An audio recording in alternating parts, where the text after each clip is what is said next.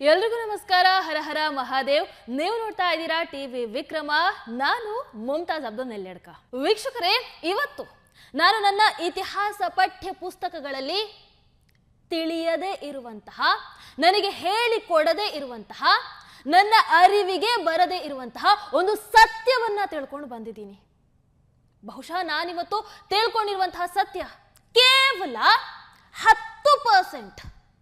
ಆ 10% ಸತ್ಯವನ್ನ ತಿಳ್ಕೊಂಡು ನನಗೆ ಅದನ್ನು ಸಹಿಸಿಕೊಳ್ಳೋದಕ್ಕಾಗ್ಲಿಲ್ಲ, ನನಗೆ ಅದನ್ನ ಅರ್ಗಿಸ್ಕೊಳ್ಳೋದಕ್ಕಾಗ್ಲಿಲ್ಲ, ಅದರಿಂದ ಹೊರಗೆ ಬರೋದಕ್ಕಾಗ್ಲಿಲ್ಲ. ಇನ್ನು ಆ 90% ಸತ್ಯ ಕೂಡ ನನಗೆ ತಿಳಿದಿದ್ರೆ ನಮಗೆ ಪಠ್ಯ ಪುಸ್ತಕವನ್ನ ಯಾರು ಬರ್ದಿದ್ರಲ್ಲ, ಆ ಸೋಕಾಲ್ಡ್ ಇತಿಹಾಸಕಾರರು, ಏನಾಗ್ತಿತ್ತು ನನಗೆ ಗೊತ್ತಿಲ್ಲ. ಬಹುಶಃ ನಾನು ಯಾವುದ್ರ ಬಗ್ಗೆ ಮಾತಾಡ್ತಾ ಇದ್ದೀನಿ ಅನ್ನುವಂತಹ ಒಂದು ಐಡಿಯಾ ಈಗ ನಿಮಗೆ ಸಿಕ್ಕಿರಬಹುದು. ಚಾವಾ ಸಿನಿಮಾದ ಬಗ್ಗೆ ಮಾತಾಡ್ತಾ ಇದ್ದೀನಿ. ಹೌದು, ತನ್ನ ಕಣ್ಣನ್ನ ಕಿತ್ತರು, ತನ್ನ ಉಗುರನ್ನ ಕಿತ್ತರು, ತನ್ನ ನಾಲಿಗೆಯನ್ನ ಸೀಳಿದ್ರು, ಕೊನೆಗೆ ತನ್ನ ದೇಹವನ್ನ 2 ಭಾಗವಾಗಿಸಿದ್ರು ಕೂಡ ಯಾವುದೇ ಹಂತದಲ್ಲೂ ತನ್ನ ಧರ್ಮವನ್ನ ಬಿಟ್ಟುಕೊಡದೆ, ತನ್ನ ಧರ್ಮಕ್ಕೋಸ್ಕರ ತನ್ನ ಪ್ರಾಣವನ್ನೇ ತ್ಯಾಗ ಮಾಡಿದಂತಹ ಧರ್ಮ ವೀರ ಸಂಭಾಜಿ ಮಹಾರಾಜರ ಶೌರ್ಯ ಪರಾಕ್ರಮವನ್ನ ಎತ್ತಿ ಹಿಡಿದಂತಹ ಸಿನಿಮಾ ಚಾವಾದ ಬಗ್ಗೆ ಮಾತಾಡ್ತಾ ಇದ್ದೀನಿ. ನನಗೆ ಖಂಡಿತ ಆ ಸಿನಿಮಾವನ್ನ ನೋಡಿದ ಮೇಲೆ ನಾನು ಇತಿಹಾಸ ಪಠ್ಯ ಪುಸ್ತಕದಲ್ಲಿ ಏನು ಓದ್ದೆ ಅನ್ನುವಂತಹ ಪ್ರಶ್ನೆ ಮೂಡೋದಕ್ಕೆ ಆರಂಭ ಆಯಿತು. ನಮಗೆ ಏನು ಹೇಳಿಕೊಟ್ರು? ನಮ್ಮ ಇತಿಹಾಸ ಪಠ್ಯ ಪುಸ್ತಕದಲ್ಲಿ ಕೇವಲ ಸುಳ್ಳನ್ನೇ ನಮಗೆ ಹೇಳ್ಕೊಟ್ಟಿರುವಂಥದ್ದು. ಚಾವ ಅನ್ನುವಂಥದ್ದು ಕೇವಲ ಒಂದು ಸಿನಿಮಾ ಅಂತ ನಾನು ಹೇಳೋದಕ್ಕೆ ಇಷ್ಟನೇ ಪಡೋದಿಲ್ಲ. ಚಾವ ಮುಚ್ಚಿಟ್ಟ ಇತಿಹಾಸವನ್ನ ಎತ್ತಿ ಹಿಡಿದಿರುವಂತಹ ಒಂದು ನೈಜ ಇತಿಹಾಸ. ಚಾವ ಛತ್ರಪತಿ ಶಿವಾಜಿ ಮಹಾರಾಜರ ಮಗ, ಧರ್ಮವೀರ ಸಂಭಾಜಿ ಮಹಾರಾಜರ ಶೌರ್ಯ ಪರಾಕ್ರಮವನ್ನ ಎತ್ತಿ ಹಿಡಿದಿರುವಂತಹ ನೈಜ ಇತಿಹಾಸ. ಚಾವ ಸಿನಿಮಾ ಸಿಂಹದ ಮರಿ ಯಾವತ್ತಿದ್ರೂ ಕೂಡ ಸಿಂಹನೇ, ಕುರಿ ಅಲ್ಲ ಅನ್ನುವಂಥದ್ದನ್ನ ಸಾರಿ ಸಾರಿ ಹೇಳುವಂತಹ ನೈಜ ಇತಿಹಾಸ. ಚಾವ ಅನ್ನುವಂಥದ್ದು ಒಬ್ಬ ಧರ್ಮನಿಷ್ಠ ನಾಯಕನ ಸಹಧರ್ಮಿಣಿಯ ತ್ಯಾಗ, ಆಕೆಯ ಆತ್ಮಬಲ, ಆಕೆಯ ಧೈರ್ಯವನ್ನ ಸಾರಿ ಸಾರಿ ಹೇಳುವಂತಹ ನೈಜ ಇತಿಹಾಸ. ಚಾವ ಇಸ್ಲಾಮಿಕ್ ದಾಳಿಕೋರರ, ಔರಂಗಜೇಬನ ಆ ಕ್ರೂರತೆಯ ಉತ್ತುಂಗತೆಯನ್ನ ನಮ್ಮ ಮುಂದೆ ತೆರೆದಿಡುವಂತಹ ನೈಜ ಇತಿಹಾಸ. ಚಾವ ನಮ್ಮವರೇ ನಮಗೆ ಹಿಂದಿನಿಂದ ಚೂರಿಯನ್ನ ಹಾಕಿ ಹಣಕ್ಕೋಸ್ಕರ, ಅಧಿಕಾರಕ್ಕೋಸ್ಕರ ಶತ್ರುಗಳ ಜೊತೆಗೆ ಸೇರಿ ಅವರ ಜೊತೆ ಕೈಯನ್ನ ಜೋಡಿಸಿ ನಮ್ಮ ನಾಶಕ್ಕೆ ಕಾರಣರಾದವರ ನೈಜ ಇತಿಹಾಸ. ಚಾವ ನಾವೆಲ್ಲರೂ ಕೂಡ ತಿಳ್ಕೊಳ್ಳೇಬೇಕಾಗಿರುವಂತಹ ನೈಜ ಇತಿಹಾಸ. ಚಾವ ಹಿಂದೂಗಳ ಒಗ್ಗಟ್ಟಿನ ಅವಶ್ಯಕತೆ ಏನಿದೆ ಅನ್ನುವಂಥದ್ದನ್ನ ಸಾರಿ ಸಾರಿ ಹೇಳುವಂತಹ ನೈಜ ಇತಿಹಾಸ. ಹಿಂದೂಗಳು ಏನು ಮಾಡಬೇಕು, ಹಿಂದೂಗಳಲ್ಲಿ ಒಗ್ಗಟ್ಟು ಇಲ್ಲದೆ ಹೋದರೆ ಮುಂದೆ ಏನಾಗುತ್ತೆ ಅನ್ನುವಂಥದ್ದನ್ನ ನಮ್ಮೆಲ್ಲರ ಮುಂದೆ ಎತ್ತಿ ಹಿಡಿಯುವಂತಹ ನೈಜ ಇತಿಹಾಸ. ಇದು ಚಾವ. ಚಾವ ಅಂದ್ರೆ ಏನು? ಸಿಂಹದ ಮರಿ. ಛತ್ರಪತಿ ಶಿವಾಜಿ ಮಹಾರಾಜರು ಸಿಂಹ ಆಗಿದ್ರು, ಅವರ ಮಗ ಸಂಭಾಜಿ ಮಹಾರಾಜರು ಸಿಂಹದ ಮರಿ. ಅವರ ತ್ಯಾಗ, ಅವರ ಬಲಿದಾನ, ಅವರ ಧೈರ್ಯ ಆ ಸಿನಿಮಾವನ್ನ ನೋಡಿದಾಗಲೇ ನಿಮಗೆ ಅರ್ಥ ಆಗುತ್ತೆ. ನಾನು ಇಲ್ಲಿ ಅವರ ತ್ಯಾಗ, ಅವರ ಬಲಿದಾನ ಅಂತ ಹೇಳ್ತಾ ಇದ್ದೀನಲ್ಲ, ಅದನ್ನ ನಾನು ಹೇಳೋದಲ್ಲ, ನಿಮಗೆ ಅದನ್ನ ಪರದೆಯ ಮೇಲೆ ನೋಡಿದಾಗ ಅರ್ಥ ಆಗುತ್ತೆ. ತ್ಯಾಗ, ಬಲಿದಾನ, ಧೈರ್ಯದ ನಿಜವಾದ ಅರ್ಥ ಏನು ಅಂತ. ತನ್ನ ಧರ್ಮಕ್ಕೋಸ್ಕರ ಎಷ್ಟರ ಮಟ್ಟಿಗೆ ನರಕ ಯಾತನೆಯನ್ನು ಅನುಭವಿಸಿದ್ರು ಅನ್ನುವಂಥದ್ದನ್ನ ಚಾವ ಎತ್ತಿ ಹಿಡಿಯುತ್ತೆ. ನಿಜವಾಗ್ಲೂ ಹೇಳ್ತೀನಿ, ಕೊನೆಯ ಆ ಅರ್ಧ 1 ಗಂಟೆ ಇದೆಯಲ್ಲ, ಬಹಳ ಕಷ್ಟ ಆಗತ್ತೆ ನೋಡೋದಕ್ಕೆ. ನನಗೆ ನಿಜವಾಗ್ಲೂ ಕಣ್ಣೀರನ್ನ ತಡ್ಕೊಳ್ಳೋದಕ್ಕೆ ಆಗ್ಲಿಲ್ಲ. ಅವರ ಅತ್ಯಾಗ, ಅವರ ನರಕ ಯಾತನೆ, ಅವುಗಳನ್ನ ನೋಡಿ ಸುಮ್ಮನೆ ಅದನ್ನ ನೋಡೋದಕ್ಕೂ ಆಗ್ತಾ ಇರಲಿಲ್ಲ.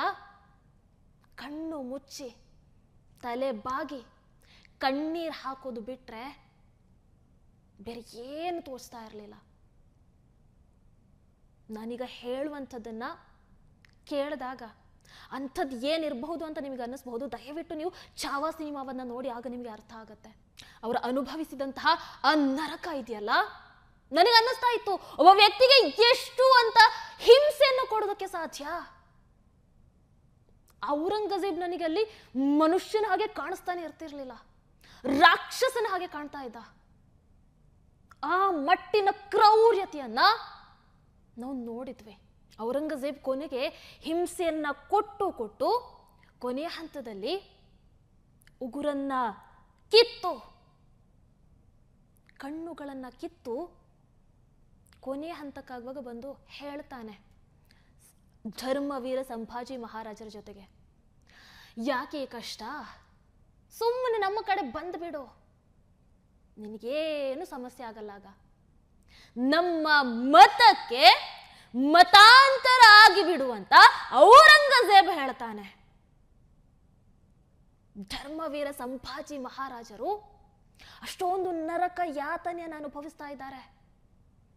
ಬೇರೆ ಯಾರಿಗೆ ಆಗಿದ್ದರೂ ಕೂಡ ಹೋಗ್ಬಿಡ್ತೀನಿ, ಈ ನರಕದಿಂದ ಒಂದು ಬಾರಿ ಪಾರಾಗಿ ಬಿಟ್ರೆ ಸಾಕು ಅಂತ ಅನ್ನಿಸ್ತಾ ಇತ್ತೋ ಏನೋ. ಆದ್ರೆ ಸಂಭಾಜಿ ಮಹಾರಾಜರು ಏನ್ ಹೇಳ್ತಾರೆ ಗೊತ್ತಾ, ನೀವು ನಮ್ಮ ಕಡೆಗೆ ಬಂದ್ಬಿಡಿ, ಏನು ಸಮಸ್ಯೆ ಇರಲ್ಲ. ಹಾ, ಮತಾಂತರ ಆಗುವಂತಹ ಅವಶ್ಯಕತೆ ಕೂಡ ಇರಲ್ಲ ಅನ್ನುವಂತಹ ಮಾತನ್ನ ಸಂಭಾಜಿ ಮಹಾರಾಜರು ಹೇಳ್ತಾರಲ್ಲ, ಇದು ಸನಾತನ ಧರ್ಮದ ಶ್ರೇಷ್ಠತೆ. ಆ ನರಕ ಯಾತನೆಯನ್ನ ಅನುಭವಿಸ್ತಾ ಇರುವಾಗ್ಲೂ ಕೂಡ ತನ್ನ ಧರ್ಮವನ್ನ ಬಿಟ್ಟುಕೊಡ್ಲಿಲ್ಲಲ್ಲ, ತನ್ನ ಧರ್ಮದ ಶ್ರೇಷ್ಠತೆಯನ್ನ ಎತ್ತಿ ಹಿಡಿದ್ರಲ್ಲ. ಇದು ನೀವು ನೋಡ್ಬೇಕಾಗಿರುವಂಥದ್ದು. ಇದು ನೀವು ಚಾವಾ ಸಿನಿಮಾದಲ್ಲಿ ಕಾಣ್ತೀರಿ. ಸಂಭಾಜಿ ಮಹಾರಾಜರು ಆ ಮಾತನ್ನ ಹೇಳಿದಾಗ ಇಡೀ ಥಿಯೇಟರ್ ತುಂಬಾ ಘೋಷಗಳು ಮೊಳಗಿದ್ವು, ಚಪ್ಪಾಳೆ ಹೊಡೆದ್ರು ಜನ. ಅವರು ಅನುಭವಿಸಿದಂತಹ ಆ ನೋವನ್ನ ನೋಡಿದಾಗ ನಿಜವಾಗ್ಲೂ ನಮ್ಮ ಪೂರ್ವಜರು ತಮ್ಮ ಧರ್ಮಕ್ಕೋಸ್ಕರ ಅದೆಷ್ಟು ಕಷ್ಟವನ್ನ ಅನುಭವಿಸಿದ್ರು, ಎಂತಹ ನರಕ ಯಾತನೆಯನ್ನ ಅನುಭವಿಸಿದ್ರು ಅಂತ ಅನ್ಸುತ್ತೆ. ಅದಕ್ಕೋಸ್ಕರನಾದ್ರೂ ತನ್ನ ಧರ್ಮ ರಕ್ಷಣೆಗೆ, ತನ್ನ ದೇಶ ರಕ್ಷಣೆಗೆ ತಾನು ಹಗಲಿರುಳು ಶ್ರಮಿಸಬೇಕು ಅಂತ ಅನ್ಸುತ್ತೆ. ಇಲ್ಲ ಅಂದ್ರೆ ಖಂಡಿತವಾಗ್ಲೂ ನಿಮಗೆ ಹಾಗೆ ಅನ್ನಿಸ್ಲಿಲ್ಲ ಅಂತ ಅಂದ್ರೆ ಬಹುಶಃ ನೀವು ಅದು ಅವರಿಗೆ ಮಾಡುವಂತಹ ಅವಮಾನ, ಅವರ ಅತ್ಯಾಗಕ್ಕೆ ನಾವು ಮಾಡುವಂತಹ ಮೋಸ ಅಂತ ಅನ್ಸುತ್ತೆ. ನಮಗೆ 70 ವರ್ಷಗಳಲ್ಲಿ ಎಂತಹ ಇತಿಹಾಸವನ್ನ ಹೇಳ್ಕೊಟ್ರು, ಎಂತಹ ಇತಿಹಾಸವನ್ನ. ಇವತ್ತು 10 ಮೊಘಲ್ ರಾಜರ ಹೆಸರನ್ನ ಹೇಳಿ ಅಂತ ಹೇಳಿದ್ರೆ ಪಟಪಟ ಅಂತ ಹೇಳ್ಬಿಡ್ತೀವಿ, 10 ಅಲ್ಲ 20 ಹೇಳ್ಬಿಡ್ತೀವಿ. ಅದೇ 10 ಹಿಂದೂ ರಾಜರ ಹೆಸರುಗಳನ್ನ ಹೇಳಿ ಅಂತ ಹೇಳಿದ್ರೆ 1, 2, 3, ಜಾಸ್ತಿ ಅಂದ್ರೆ 4, 5. ಅದಾದ ನಂತರ ತಡವರಿಸ್ತೀವಿ, ಹೇಳೋದಕ್ಕಾಗಲ್ಲ. ಯಾಕೆ? 70 ವರ್ಷಗಳಿಂದ ನಮಗೆ ಹೇಳ್ಕೊಟ್ಟಿದಾರಲ್ಲ, ದ ಗ್ರೇಟ್ ಹಿಸ್ಟ್ರಿ, ಇತಿಹಾಸ ನಮ್ಮನ್ನ ಹಾಗೆ ಮಾಡಿಬಿಟ್ಟಿದೆ. ಆದ್ರೆ ನಾನು ಹೇಳೋದು, ಅವರಂತೂ ನಮಗೆ ಹೇಳ್ಕೊಟ್ಟಿಲ್ಲ. ನಾವು ನಮ್ಮ ಮನೆಯಲ್ಲಿ ನಮ್ಮ ಮಕ್ಕಳಿಗೆ ಇದನ್ನ ಹೇಳಿಕೊಡ್ಲೇಬೇಕು. ಪ್ರತಿಯೊಬ್ರು ಕೂಡ ನಮ್ಮ ನೈಜ ಇತಿಹಾಸವನ್ನ ತಿಳ್ಕೊಳ್ಬೇಕು, ತಿಳಿಸಬೇಕು.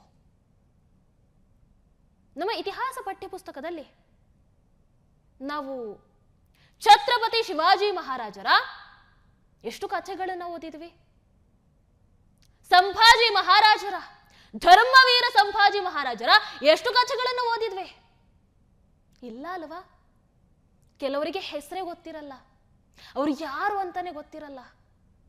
ಅದೇ ಅಕ್ಬರ್, ಬಾಬರ್, ಶಹಜಹಾನ್, ಔರಂಗಜೇಬ್. ಇವರು ವೀರರು, ಶೂರರು, ಪರಾಕ್ರಮಿಗಳು. ಅವರ ಇತಿಹಾಸವನ್ನ ಓದಿದ್ದು. ಅಕ್ಬರ್ ದಿ ಗ್ರೇಟ್ ಅಂತ ಹೇಳಿದ್ದು. ಇಷ್ಟು ವರ್ಷ ಯಾಮಾರಿದ್ವಿ, ಆದ್ರೆ ಇನ್ನು ಮುಂದೆ ಯಾಮಾರಬಾರದು. ನಮ್ಮ ಮನೆಯಲ್ಲಿ ಪ್ರತಿಯೊಬ್ರು ಕೂಡ ನಮ್ಮ ಮಕ್ಕಳಿಗೆ, ನಮ್ಮವರಿಗೆ ನೈಜ ಇತಿಹಾಸವನ್ನ ತಿಳಿಸಿ ಕೊಡಲೇಬೇಕು. ನೀವು ಬೇಕಾದ್ರೆ ನಮ್ಮ ಕರ್ನಾಟಕವನ್ನೇ ತಗೊಳ್ಳಿ. ಟಿಪ್ಪು ಸುಲ್ತಾನ್ ಒಬ್ಬ ಮತಾಂಧ, ಒಬ್ಬ ಹೇಡಿ. ಆತನನ್ನ ತಲೆ ಮೇಲೆ ಹೊತ್ತು ಮೆರೆಸ್ತಾರೆ, ಟಿಪ್ಪು ಜಯಂತಿ ಮಾಡ್ತಾರೆ. ಏನ್ ಮಾಡಿದಾನೆ ಆತ? ಅದನ್ನು ಕೊಡುಗೆ ಏನು? ಈ ರಾಜ್ಯಕ್ಕೆ ಆತನ ಕೊಡುಗೆ ಏನು? ಅದೇ ಮೈಸೂರು ರಾಜಮನೆತನದವರ ಕೊಡುಗೆ ಎಷ್ಟಿದೆ? ಎಷ್ಟು ಆಸ್ಪತ್ರೆಗಳನ್ನ ಕಟ್ಟಿಸಿಲ್ಲ, ಅಣೆಕಟ್ಟು ಕಟ್ಟಿಸಿಲ್ಲ, ತಮ್ಮ ಜಾಗವನ್ನ ಜನರ ಹಿತಕ್ಕಾಗಿ ಬಿಟ್ಟು ಕೊಡ್ಲಿಲ್ಲ. ಪಠ್ಯ ಪುಸ್ತಕದಲ್ಲಿ ನಾವು ಯಾರ ಬಗ್ಗೆ ಓದ್ತೀವಿ? ಆದ್ರೆ ಟಿಪ್ಪು ಸುಲ್ತಾನ ಬಗ್ಗೆ ಓದ್ತೀವಿ. ನಮ್ಮ ನಾಯಕರು ಯಾರನ್ನ ಮೆರೆಸ್ತಾರೆ ತಲೆ ಮೇಲೆ ಹೊತ್ಕೊಂಡು? ಟಿಪ್ಪು ಸುಲ್ತಾನನ್ನ ತಲೆ ಮೇಲೆ ಹೊತ್ಕೊಂಡು ಮೆರೆಸ್ತಾರೆ. ಇವರು ನಮಗೆ ಇತಿಹಾಸವನ್ನ ಹೇಳ್ಕೊಡ್ಲಿಲ್ಲ, ಆದ್ರೆ ನಾವು ತಿಳಿಸ್ಕೊಡ್ಬೇಕು. ಸತ್ಯ ಏನನ್ನೋದನ್ನ ಪ್ರತಿಯೊಬ್ಬರಿಗೂ ಕೂಡ ತಿಳಿಸ್ಕೊಡ್ಲೇಬೇಕು. ಔರಂಗಜೇಬ್ ಇರ್ತಾನಲ್ಲ, ಇಡೀ ದೇಶವನ್ನ ತಾನೊಬ್ಬನ್ನೇ ಆಳ್ಬೇಕು, ಎಲ್ಲರೂ ಕೂಡ ಮತಾಂತರ ಆಗಬೇಕು, ಎಲ್ಲರೂ ಕೂಡ ಇಸ್ಲಾಂ ಮತವನ್ನೇ ಆಚರಣೆ ಮಾಡಬೇಕು, ಇಸ್ಲಾಮನ್ನೇ ಸ್ವೀಕಾರ ಮಾಡಬೇಕನ್ನುವಂತಹ ಆ ಕೆಟ್ಟ ಹಠಕ್ಕೆ ಬಿದ್ದು ಅದು ಎಂತಹ ಕ್ರೌರ್ಯಕ್ಕೆ ಇಳಿಯುವುದಕ್ಕೂ ಕೂಡ ಸಿದ್ಧನಾಗಿರ್ತಾನೆ. ಒಂದು ಹಂತದಲ್ಲಿ ಆತ ಯಶಸ್ವಿ ಕೂಡ ಆಗಿರ್ತಾನೆ. ಆದರೆ ಆತನಿಗೆ ಒಂದೇ ಒಂದು ತಲೆನೋವು ಅಂತ ಎದುರಾಗಿದ್ದು ಛತ್ರಪತಿ ಶಿವಾಜಿ ಮಹಾರಾಜರು. ಎಲ್ಲರನ್ನ ಸೋಲ್ಸಿದ, ಇಡೀ ನಮ್ಮ ದೇಶದ ಸಂಸ್ಕೃತಿಯನ್ನ ಹಾಳ್ಗೆಡವುತ್ತಾನೆ, ದೇವಸ್ಥಾನಗಳನ್ನ ಲೂಟಿ ಮಾಡ್ತಾನೆ, ನಾಶ ಮಾಡ್ತಾನೆ, ಮಸೀದಿಗಳು ತಲೆ ಎತ್ತುತ್ತವೆ. ಆದ್ರೆ ಅದರಿಂದ ಶಿವಾಜಿ ಮಹಾರಾಜರನ್ನ ಸೋಲಿಸೋದಕ್ಕೆ ಆಗಲ್ಲ. ಆದ್ರೆ ಕೊನೆಗೆ ಒಂದಿನ ಶಿವಾಜಿ ಮಹಾರಾಜರ ಸಾವಿನ ಸುದ್ದಿ ತಿಳಿಯುತ್ತೆ. ಬಹಳ ಖುಷಿ ಪಡ್ತಾನೆ. ಆ ಸಾವಿನ ಸುದ್ದಿಯ ಜೊತೆಗೆ ಈ ಚಾವಾ ಮೂವಿ ಆರಂಭ ಆಗತ್ತೆ. ಆದ್ರೆ ಆತನ ಖುಷಿ ಏನಿದೆ ಅದು ಬಹಳ ಸಮಯ ಉಳಿಯಲ್ಲ. ಆತನ ಆ ಖುಷಿಗೆ ತಣ್ಣೀರನ್ನ ಎರಚೋದಕ್ಕೆ ಆತನಿಗೆ ಮರ್ಮಾಘಾತವನ್ನ ನೀಡೋದು ಛತ್ರಪತಿ ಶಿವಾಜಿ ಮಹಾರಾಜರ ಮಗ ಧರ್ಮವೀರ ಸಂಭಾಜಿ ಮಹಾರಾಜ್. ಈ ಸಿನಿಮಾದಲ್ಲಿ ಸಂಭಾಜಿ ಮಹಾರಾಜರಿಗೆ ಅವರು ನೀಡಿರುವಂತಹ ಆ ಹಿಂಸೆ ಇದೆಯಲ್ಲ, ಆ ಹಿಂಸೆಯ ಕೇವಲ 10% ಮಾತ್ರ ತೋರಿಸಿರುವಂಥದ್ದು, ಅಥವಾ ಆ ಸತ್ಯ ಏನಿದೆ ಕೇವಲ 10% ನಮಗೆ ತೋರಿಸಿರುವಂಥದ್ದು. ಬಹುಶಃ ಪೂರ್ತಿ ಸತ್ಯವನ್ನ ತೆರೆದಿಡ್ತಿದ್ರೆ ಸೆನ್ಸಾರ್ನವರು ಈ ಸಿನಿಮಾ ಬಿಡುಗಡೆ ಮಾಡೋದಕ್ಕೆ ಅವಕಾಶವನ್ನೇ ಕೊಡ್ತಾ ಇರಲಿಲ್ಲ. ನೋಡ್ಬೇಕು ನೀವು ಎಂತಹ ನರಕ ಯಾತನೆಯನ್ನ ಸಂಭಾಜಿ ಮಹಾರಾಜರು ಅನುಭವಿಸ್ತಾರೆ ಅನ್ನುವಂಥದ್ದನ್ನ. ಉಗುರು ಕೀಳ್ತಾರೆ, ಕಣ್ಣು ಕೀಳ್ತಾರೆ, ನಾಲಗೆಯನ್ನ ಕೀಳ್ತಾರೆ, ಇಡೀ ದೇಹವನ್ನ ತಲವಾರ್ನಿಂದ ಕೊಯ್ತಾರೆ, ಮಂಡಿ ಚಿಪ್ಪಿಗೆ ನಿರಂತರವಾಗಿ ಹೊಡಿತಾರೆ. ಆ ಗಾಯಗಳಿಗೆ ಉಪ್ಪನ್ನ ಸವರಿ ಕೆಟ್ಟ ಖುಷಿಯನ್ನ ಅನುಭವಿಸ್ತಾರೆ ಅವರು. ಇಷ್ಟೆಲ್ಲ ನೋವನ್ನ, ಇಷ್ಟೆಲ್ಲ ನರಕ ಯಾತನೆಯನ್ನ ಅನುಭವಿಸಿದ್ರು ಕೂಡ ತನ್ನ ಧರ್ಮಕ್ಕೋಸ್ಕರ ಆ ನೋವನ್ನ ಸಹಿಸ್ಕೊಳ್ತಾರಲ್ಲ ಸಂಭಾಜಿ ಮಹಾರಾಜರು. ಗ್ರೇಟ್ ರೀ. ಏನ್ ಹೇಳೋದು ಅದ್ರ ಬಗ್ಗೆ? ನೀವು ನೋಡ್ಬೇಕಿದನ್ನ. ಚಾವಾ ಸಿನಿಮಾವನ್ನ ನೀವು ನೋಡಲೇಬೇಕು. ಒಬ್ಬ ಹಿಂದೂವಾಗಿ, ಒಬ್ಬ ರಾಷ್ಟ್ರೀಯವಾದಿಯಾಗಿ ನೀವು ನೋಡಲೇಬೇಕು. ನೋಡಲೇಬೇಕು ನೀವು ಈ ಸಿನಿಮಾವನ್ನ. ಆದ್ರೆ ವಿಪರ್ಯಾಸ ಏನು ಗೊತ್ತಾ, ಇವತ್ತು ನಮಗೆ ಛತ್ರಪತಿ ಶಿವಾಜಿ ಮಹಾರಾಜರನ್ನ ದ್ವೇಷ ಮಾಡುವಂತಹ ಹಿಂದೂಗಳು ಸಿಗ್ತಾರೆ. ಸಂಭಾಜಿ ಮಹಾರಾಜರನ್ನ ದ್ವೇಷ ಮಾಡುವಂತಹ ಹಿಂದೂಗಳು ಸಿಗ್ತಾರೆ. ಅಥವಾ ತನ್ನ ಧರ್ಮಕ್ಕೋಸ್ಕರ, ತನ್ನ ದೇಶಕ್ಕೋಸ್ಕರ ಪ್ರಾಣವನ್ನ ತ್ಯಾಗ ಮಾಡಿದಂತಹ ಹಿಂದೂ ರಾಜರನ್ನ ದ್ವೇಷ ಮಾಡುವಂತಹ ಅದೆಷ್ಟೋ ಹಿಂದೂಗಳು ಸಿಗ್ತಾರೆ. ಆದರೆ ಒಂದು ಬಾರಿ ನನಗೆ ಹೇಳಿ, ಅಕ್ಬರ್ನನ್ನ ದ್ವೇಷ ಮಾಡುವಂತಹ ಒಬ್ಬನೇ ಒಬ್ಬ ಮುಸಲ್ಮಾನ ಸಿಗ್ತಾನ? ಶಹಜಹಾನ್ನನ್ನ ದ್ವೇಷ ಮಾಡುವಂತ ಒಬ್ಬನೇ ಒಬ್ಬ ಮುಸಲ್ಮಾನ ಸಿಗ್ತಾನ? ಔರಂಗಜೇಬನನ್ನ ದ್ವೇಷ ಮಾಡುವಂತ ಒಬ್ಬನೇ ಒಬ್ಬ ಮುಸಲ್ಮಾನ ಸಿಗ್ತಾನ? ಟಿಪ್ಪು ಸುಲ್ತಾನನ್ನ ದ್ವೇಷ ಮಾಡುವಂತಹ ಒಬ್ಬನೊಬ್ಬ ಮುಸಲ್ಮಾನ ಸಿಗ್ತಾನ? ಸಿಗಲ್ಲ. ಇದು ವ್ಯತ್ಯಾಸ. ಬಹುಶಃ ಇಂತಹ ಕೆಚ್ಚೆದೆಯ ಧರ್ಮ ವೀರರು ಅವತ್ತು ಇಲ್ಲದೆ ಇದ್ದಿದ್ರೆ, ಅವತ್ತು ಧರ್ಮಕ್ಕಾಗಿ ತಮ್ಮ ಪ್ರಾಣವನ್ನ ತ್ಯಾಗ ಮಾಡದೆ ಹೋಗಿದ್ರೆ, ಇವತ್ತು ಈ ಕಾರ್ಯಕ್ರಮವನ್ನ ನಾನು ಪರ್ಷಿಯನೋ, ಅರೇಬಿಕೋ ಅಥವಾ ಉರ್ದು ಭಾಷೆಯಲ್ಲೋ ಮಾಡಬೇಕಾದಂತಹ ಪರಿಸ್ಥಿತಿ ನಿರ್ಮಾಣ ಆಗ್ತಾ ಇತ್ತು. ಆದ್ರೆ ಏನ್ ಮಾಡೋದು? ಸತ್ಯವನ್ನ ತಿಳ್ಕೊಂಡ್ರು ಅದನ್ನ ಅರ್ಥ ಮಾಡ್ಕೊಳ್ಳೋದಕ್ಕೆ ಸಾಧ್ಯ ಆಗದೇ ಇರುವಂತಹ ಬಹಳಷ್ಟು ಜಯಚಂದ್ಗಳು ಇವತ್ತು ನಮ್ಮ ನಿಮ್ಮ ಜೊತೆ ಇದ್ದಾರೆ. ಆದ್ರೆ ಖಂಡಿತವಾಗ್ಲೂ ನಾನು ಹೇಳ್ತೀನಿ, ಈ ಚಾವಾ ಸಿನಿಮಾದ ಅವಶ್ಯಕತೆ ಬಹಳಷ್ಟಿತ್ತು. ಮುಚ್ಚಿಟ್ಟಂತಹ ಇತಿಹಾಸವನ್ನ ತಿಳಿಸೋ ಸಲುವಾಗಿ ಈ ಸಿನಿಮಾದ ಅವಶ್ಯಕತೆ ಖಂಡಿತವಾಗ್ಲೂ ಇತ್ತು. ನಮ್ಮ ಪೂರ್ವಜರು ತಮ್ಮ ದೇಶಕ್ಕೋಸ್ಕರ, ತಮ್ಮ ಧರ್ಮಕ್ಕೋಸ್ಕರ ಯಾವ ರೀತಿಯಾದಂತಹ ನರಕವನ್ನ ಅನುಭವಿಸಿದ್ರು, ತಮ್ಮ ಧರ್ಮಕ್ಕೋಸ್ಕರ ಪ್ರಾಣವನ್ನ ಯಾವ ರೀತಿ ತ್ಯಾಗ ಮಾಡಿದ್ರು, ಇವೆಲ್ಲವನ್ನ ತಿಳ್ಕೊಳ್ಳೋದಕ್ಕೋಸ್ಕರ, ಸತ್ಯದ ಅನಾವರಣಕ್ಕೋಸ್ಕರ ಈ ಚಾವಾ ಸಿನಿಮಾದ ಅವಶ್ಯಕತೆ ಖಂಡಿತವಾಗ್ಲೂ ಇತ್ತು ನಮಗೆ. ನನಗೆ ಈ ಸಿನಿಮಾ ಒಂದು ವಿಚಾರವನ್ನ ಬಹಳ ಸ್ಪಷ್ಟವಾಗಿ ಸಾರಿ ಸಾರಿ ಹೇಳ್ತಾ ಇದೆ ಅಂತ ಅನ್ನಿಸ್ತು ನೋಡಿದ ಮೇಲೆ. ಏನು? ಹಿಂದೂಗಳ ಒಗ್ಗಟ್ಟು, ಹಿಂದೂಗಳ ಒಗ್ಗಟ್ಟಿನ ಅವಶ್ಯಕತೆ ಎಷ್ಟು ಇದೆ ಅನ್ನುವಂಥದ್ದನ್ನ ಈ ಸಿನಿಮಾ ಸಾರಿ ಸಾರಿ ಹೇಳ್ತಾ ಇತ್ತು. ಅವತ್ತು ಕೂಡ ಹಿಂದೂಗಳಲ್ಲಿ ಒಗ್ಗಟ್ಟಿರಲಿಲ್ಲ. ಹಾಗಾಗಿ ಛತ್ರಪತಿ ಶಿವಾಜಿ ಮಹಾರಾಜರು, ಧರ್ಮವೀರ ಸಂಭಾಜಿ ಮಹಾರಾಜರಂತಹ ಧರ್ಮನಿಷ್ಠರು ಮೋಸಕ್ಕೆ ಒಳಗಾಗ್ತಾರೆ. ಇವತ್ತಿಗೂ ಕೂಡ ಹಿಂದೂಗಳಲ್ಲಿ ಒಗ್ಗಟ್ಟಿಲ್ಲ. ಹಾಗಾಗಿ ತನ್ನ ಧರ್ಮವನ್ನ ಎತ್ತಿ ಹಿಡಿತಾ ಇರುವಂತಹ, ಸನಾತನ ಧರ್ಮಕ್ಕೋಸ್ಕರ ಹಗಲಿರುಳು ಶ್ರಮಿಸ್ತಾ ಇರುವಂತಹ ಮೋದಿಜಿಯಂತಹ ಒಬ್ಬ ಸನಾತನಿ ಸೋಲನ್ನ ಕಾಣ್ತಾ ಇರುವಂಥದ್ದು. ಎಲ್ಲಿವರೆಗೂ ಹಿಂದೂಗಳು ಈ ಸತ್ಯವನ್ನ ಅರ್ಥ ಮಾಡಿಕೊಳ್ಳೋದಿಲ್ಲವೋ, ಈ ಚಾವಾದಂತಹ ಸಿನಿಮಾವನ್ನ ನಾವು ಮಾತ್ರ ಅಲ್ಲ, ನಮ್ಮ ಇನ್ನು ಮುಂದೆಯ 10 ಪೀಳಿಗೆ ಕೂಡ ಕೂತ್ಕೊಂಡು ನೋಡ್ಬೇಕಾದಂತಹ ಪರಿಸ್ಥಿತಿ ನಿರ್ಮಾಣ ಆಗೇ ಆಗತ್ತೆ. ಹಿಂದೂಗಳ ಒಗ್ಗಟ್ಟು ಎಷ್ಟು ಇದೆ ಅನ್ನುವಂಥದ್ದು ಈ ಸಿನಿಮಾವನ್ನ ನೋಡಿದಾಗ ನನಗಂತೂ ಅರ್ಥ ಆಯಿತು. ನಾನು ಹೇಳ್ತೀನಿ, ನೀವು ಒಬ್ಬ ಹಿಂದೂವಾಗಿ, ಒಬ್ಬ ರಾಷ್ಟ್ರೀಯವಾದಿಯಾಗಿ ಈ ಚಾವಾ ಸಿನಿಮಾವನ್ನ ನೋಡಲೇಬೇಕು. ನಾನು ಅದನ್ನ ನಿಮ್ಮ ಕರ್ತವ್ಯ ಅಂತ ಹೇಳ್ತೀನಿ. ಯಾವ್ದ್ಯಾವ್ದಕ್ಕೂ ನಾವು ಸಮಯವನ್ನ ವ್ಯರ್ಥ ಮಾಡ್ತೀವಿ. ಅಂಥದ್ರಲ್ಲಿ ಈ 2.5 ಗಂಟೆ ಇರುವಂತಹ ಈ ಒಂದು ಚಾವಾ ಸಿನಿಮಾವನ್ನ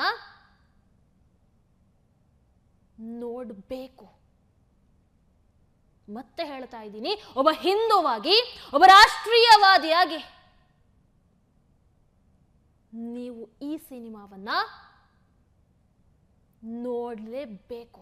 ನೋಡದೆ ಇದ್ರೆ, ಸತ್ಯವನ್ನ ತಿಳ್ಕೊಳ್ಳದೆ ಇದ್ರೆ, ಇತಿಹಾಸವನ್ನ ಅರ್ಥ ಮಾಡಿಕೊಂಡು ಏನು ತಪ್ಪುಗಳಿದೆ ಅದನ್ನ ಸರಿ ಮಾಡಿಕೊಂಡು ಮುಂದೆ ನಡೆಯದೆ ಇದ್ರೆ ನಾವು ನಾಶ ಆಗ್ತೀವಿ, ನಮ್ಮವರು ನಾಶ ಆಗ್ತಾರೆ, ಮುಂದಿನ ಪೀಳಿಗೆ ಇದೆಯಲ್ಲ ನಮ್ಮನ್ನ ಖಂಡಿತವಾಗ್ಲೂ ಶಪಿಸುತ್ತೆ. ನೆನಪಿರಲಿ, ನಾನು ಚಾವಾ ಸಿನಿಮಾವನ್ನ ನೋಡಿ ಬಂದಿದ್ದೀನಿ. ಆ ಚಾವಾ ಸಿನಿಮಾ ನೋಡಿ ಬಂದ ನಂತರ ಖಂಡಿತವಾಗ್ಲೂ ನೀವೊಬ್ಬ ಹಿಂದೂ ಆಗಿ, ನೀವೊಬ್ಬ ರಾಷ್ಟ್ರೀಯವಾದಿಯಾಗಿ ಹೋಗಿದ್ರೆ ನಿಮ್ಮನ್ನು ಒಂದು ಯೋಚನೆಗೆ ಈ ಸಿನಿಮಾ ಖಂಡಿತವಾಗ್ಲೂ ದೂಡುತ್ತೆ. ಚಾವಾ ಸಿನಿಮಾವನ್ನ ಮಿಸ್ ಮಾಡಬೇಡಿ, ನೋಡಿ, ಸತ್ಯ ಏನು ಅನ್ನುವಂಥದ್ದನ್ನ ನೀವು ತಿಳ್ಕೊಳ್ಳಿ, ಎಲ್ರಿಗೂ ತಿಳಿಸುವಂತಹ ಪ್ರಯತ್ನವನ್ನ ಮಾಡಿ. ಮಕ್ಕಳಿಗೂ ಕೂಡ ಈ ಸಿನಿಮಾವನ್ನ ತೋರಿಸಲೇಬೇಕು. ಬಹುಶಃ ಕೊನೆಯ ಒಂದು ಅರ್ಧ ಗಂಟೆ ಏನಿದೆ ಅದನ್ನು ನೋಡೋದಕ್ಕೆ ಬಹಳ ಕಷ್ಟ ಆಗಬಹುದೋ ಏನೋ, ಆದರೂ ಕೂಡ ನೋಡ್ಲಿ, ಮಕ್ಕಳಿಗೂ ಗೊತ್ತಾಗಬೇಕು ನಮ್ಮ ಇತಿಹಾಸ ಏನು, ನಮ್ಮ ಧರ್ಮವೀರರು ಯಾವ ರೀತಿಯಾದಂತಹ ಕಷ್ಟಗಳನ್ನ ಅನುಭವಿಸಿದ್ರು, ಧರ್ಮಕ್ಕೋಸ್ಕರ ಯಾವ ರೀತಿಯಾದಂತಹ ತ್ಯಾಗವನ್ನ ಮಾಡಿದ್ರು. ನಾವು ಓದ್ತಾ ಇರುವಂತಹ ಇತಿಹಾಸ ಏನಿದೆ ಅದು ಸುಳ್ಳು ಅನ್ನುವಂಥದ್ದು ಮಕ್ಕಳಿಗೂ ಗೊತ್ತಾಗಲಿ. ಎಲ್ಲರೂ ಕೂಡ ಈ ಸಿನಿಮಾವನ್ನ ನೋಡಬೇಕು. ಸತ್ಯ ಏನನ್ನುವಂಥದ್ದು ಪ್ರತಿಯೊಬ್ಬರಿಗೂ ಕೂಡ ಅರ್ಥ ಆಗಬೇಕು. ಹಿಂದೂಗಳು ಒಗ್ಗಟ್ಟಾಗಬೇಕು, ಇಲ್ಲ ಅಂದ್ರೆ ಬಹಳ ಕಷ್ಟ ಇದೆ. ಚಾವಾ ಸಿನಿಮಾ ನೋಡಿ ಅರ್ಥ ಆಗತ್ತೆ. ಜೈ ಭವಾನಿ, ಜೈ ಶಿವಾಜಿ. ಟಿವಿ ವಿಕ್ರಮ, ದೇಶ ನಿಮ್ಮ ಕೈಯಲ್ಲಿ. ಈ ಕಾರ್ಯಕ್ರಮ ನಿಮಗೆ ಇಷ್ಟ ಆಗಿದ್ದಲ್ಲಿ ಲೈಕ್, ಶೇರ್ ಹಾಗೂ ಕಮೆಂಟ್ ಮಾಡಿ. ಟಿವಿ ವಿಕ್ರಮದ ಕಾರ್ಯಕ್ರಮಗಳನ್ನು ನಿರಂತರವಾಗಿ ವೀಕ್ಷಿಸಲು ಸಬ್ಸ್ಕ್ರೈಬ್ ಮಾಡಿ, ಬೆಲ್ ಐಕನ್ ಒತ್ತಿ.